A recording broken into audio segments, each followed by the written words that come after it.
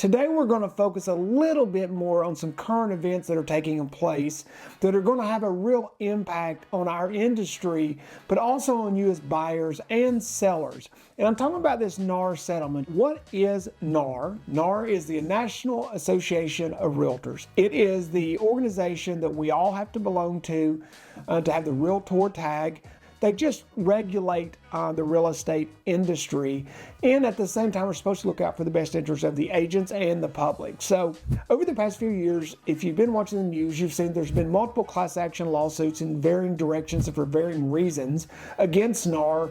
And then a few years ago, the Department of Justice also opened a case against them as it relates to commissions. And in their opinion, the way that commissions are done could violate antitrust laws and stymie competition, and eventually by doing so cost the consumer more money. So that's what all the lead up was to this. And then a couple of months ago or so, the National Association of Realtors announced a surprise settlement to all of this. So first, let's look at just some of the key tenets of this settlement. It is a very complicated settlement. We're not going to get into any of the minutiae of it.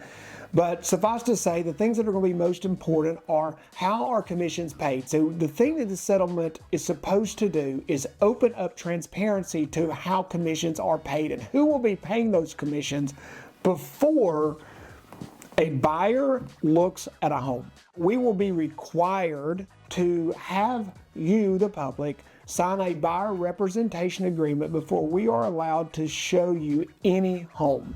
The other piece of that is we are to disclose in that agreement what the commission will be, and that the buyer is ultimately going to be responsible for whatever that commission rate is. Now, I want to say this, there has never been, ever, a set commission. The National Association of Realtors, none of our MLSs, none of our boards, no one, not even our offices, have set commissions. Commissions have always been negotiated. They vary from house to house, client to client. They always have, they always will. So that isn't changing. The hope, though, here is that it brings more transparency to that process so that the buyer has more upfront knowledge of what's going on in this process.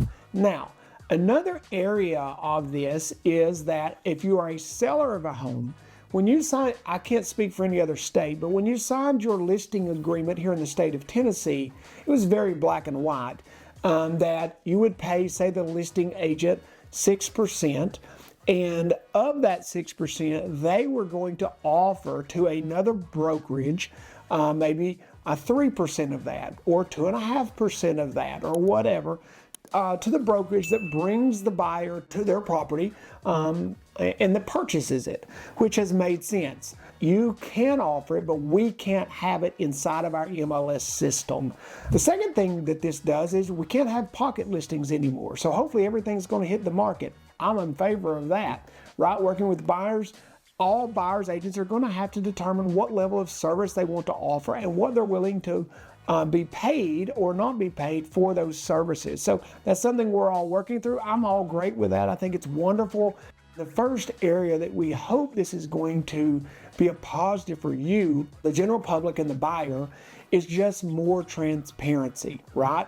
Now, let's just look now, what does it mean from today moving forward, and what does the rest of this year look like for you based on what we've talked about? At this moment, we really don't know exactly what it means. My experience as someone who's 54-year-old is that, and has been in business their entire life and been in the real estate industry for 15 years or so, is that the market will adjust to all these changes. We just don't know exactly how we are going to communicate with each other inside of our industry, with the MLS not being able to provide that anymore. We don't really know how banks are going to react to this over time. You know, we have banks already who say we won't finance that in. It's not part of the process. They're already financing it in because it's already part of the process. We already have banks now who are raising their hand and saying they may not want to do it, but we'll be more than happy to include that in our financing. The market will adjust, is my opinion. It will be not a big deal down the road, but for the rest of this year, I think you're going to see some confusion. I think you need to be asking these questions. You need to reach out to us. You need to reach out to a professional wherever you are in the country if you're watching this. Ask them what it means locally. How are they handling it? What services do they provide? And to keep you informed in that process. If you haven't already reached out to us, please do so. Subscribe if you haven't so you can get these new videos as they're hitting the channel every week. Give us a thumbs up. It takes a lot of time and a lot of effort to make these videos, and we love to get thumbs up. It's just encouraging to us. Until next time, guys, I really can't wait to see you around Knoxville really soon.